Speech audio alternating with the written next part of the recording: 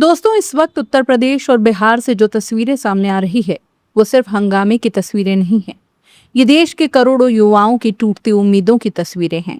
ये उस व्यवस्था पर सवाल है जो बड़े बड़े मंचों से रोजगार के सपने दिखाती है, लेकिन परीक्षा तक ठीक से नहीं करवा पा रही। एसएससी जीडी परीक्षा लाखों युवाओं के भविष्य से जुड़ी परीक्षा, लेकिन परीक्षा केंद्रों पर जो कुछ हुआ उसने युवाओं का धैर्य तोड़ कर रख दिया। प्रयागराज में एक केंद्र पर क्षमता लगभग 650 कंप्यूटरों की बताई जा रही थी, लेकिन पहुंच गए 1000 से ज्यादा अभ्यर्थी। कुछ जगहों पर सीटें आधी थी और छात्रों को बुलाया गया दुगने से ज्यादा।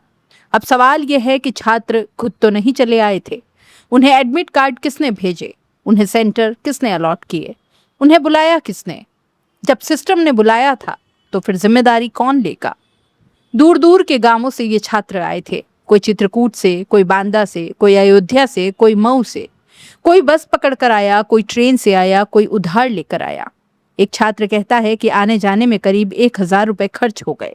अब शायद कुछ लोगों के लिए 1000 बहुत छोटी रकम हो, लेकिन उस परिवार से पूछिए जहां पिता मजदूरी करते हैं, माँ पैसे बचाने के लिए खुद दवा नहीं खाती, जहां बेटा नौकरी की उम्मीद में किताबें खरीदता है, फिर अचानक कहा जाता है कि परीक्षा रद्द हो गई और बस यहीं पर सबका सब्र टूट जाता है।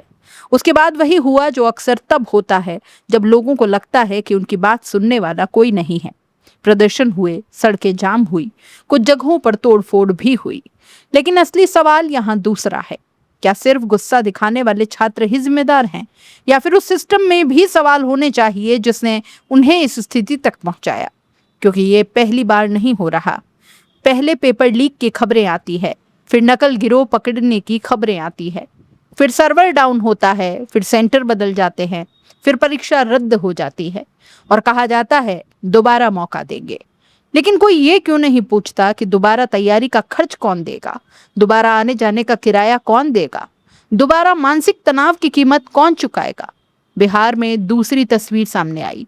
वहां कथित तौर पर सॉल्वर गैंग और नकल से जुड़े मामलों की चर्चा होने लगी। आरोप लगे कि लाखों रुपए लेकर परीक्षा पास कराने के नेटवर्क काम कर रहे थे। अगर ऐसा है तो फिर सवाल और गंभीर हो जाता है। क्या मेहनत करने वाला युवा बेवकूफ है? क्या नौकरी अब किताबों से नहीं सेटिंग से मिलेगी? क्या ईमानदारी सिर्फ भाषणों तक सीमित रह गई है? आज देश में करोड़ों युवा प्रतिभागी परीक्षाओं की तैयारियां कर रहे हैं। कोई 3 साल से पढ़ रहा है, कोई 5 साल से, कोई उम्र सीमा के आखिरी मौके पर बैठा है। और दुख की बात क्या है जानते हैं? बेरोजगारी सिर्फ जेब खाली नहीं करती, बेरोजगारी आत्मविश्वास भी खा जाती है। धीरे धीरे इंसान को भीतर से तोड़ कर रख देती है। जब बार बार पेपर लीक हो, बार बार परीक्षा रद्द हो, बार बार अव्यवस्थाओं का आलम हो, तब सिर्फ परीक्षा नहीं टूटती, टूटते हैं सपने, विश्वास और सिस्टम पर भरोसा भी। और जब युवाओं का भरोसा टूटता है तो किसी भी देश के लिए यह खतरे की घंटी होती है। बड़े बड़े मंचों से विकसित भारत की बातें जरूर होती हैं, 2047 के सपने दिखाए जाते हैं, लेकिन सवाल है क्या विकसित भारत की नींव अव्यवस्थित शिक्षा व्यवस्था पर रखी जा सकती है? क्या सिर्फ भाषणों से रोजगार आएगा, या सिर्फ नारों से युवाओं का भविष्य बनेगा? अगर सरकारें सच में युवाओं के भविष्य की चिंता करती है तो फिर परीक्षाओं को युद्ध स्तर पर सुधारने की जरूरत है।